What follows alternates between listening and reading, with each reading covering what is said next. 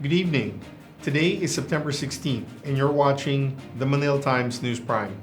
Our top story: the Court of Appeals has granted a freeze order against several individuals and corporations linked to anomalous flood control projects.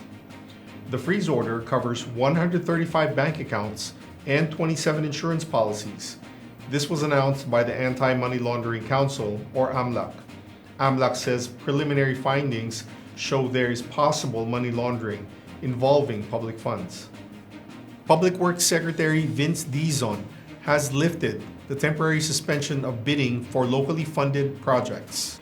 Dizon said this is to prevent delays in the implementation of critical national infrastructure. He added that the lifting is subject to strict adherence to certain preliminary measures and all applicable laws, rules, and regulations.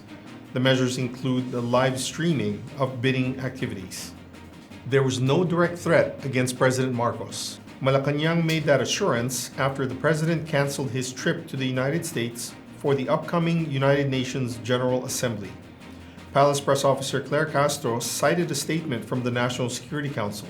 She says the government has not received any reports of threats on the life of the president, but she added that security officials will not be complacent in ensuring and providing security to the president. The budget of the Office of the Vice President has been approved at the committee level by the House Committee on Appropriations. The budget is 902.8 million pesos. Vice President Sara Duterte appeared before the panel. The Makabayan bloc asked Duterte about her foreign travels and the use of confidential funds, which were the subject of the impeachment complaint against her.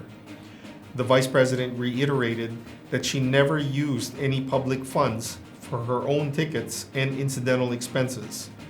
After minority lawmakers asked their questions, Caloocan City Representative Edgar Erice moved to terminate the budget hearing.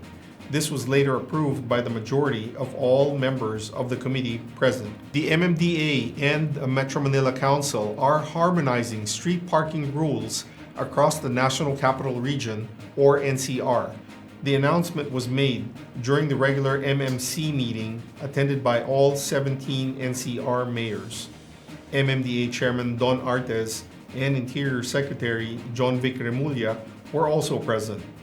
Under the plan, major thoroughfares and the 17 mabuhay lanes will remain non-negotiable no parking areas. Local governments, however, will identify exemptions on certain side streets. And finally, in entertainment, P-pop girl group Beanie will make history as the first all-Filipino pop act at the Coachella Music and Arts Festival. Their participation was confirmed in Coachella's official roster of performers. The headliners include Justin Bieber, Karol G, and Sabrina Carpenter. The world-renowned Coachella Festival takes place early next year in California. For more news and information, read the Manila Times on print, subscribe to its digital edition, or log on to www.manilatimes.net.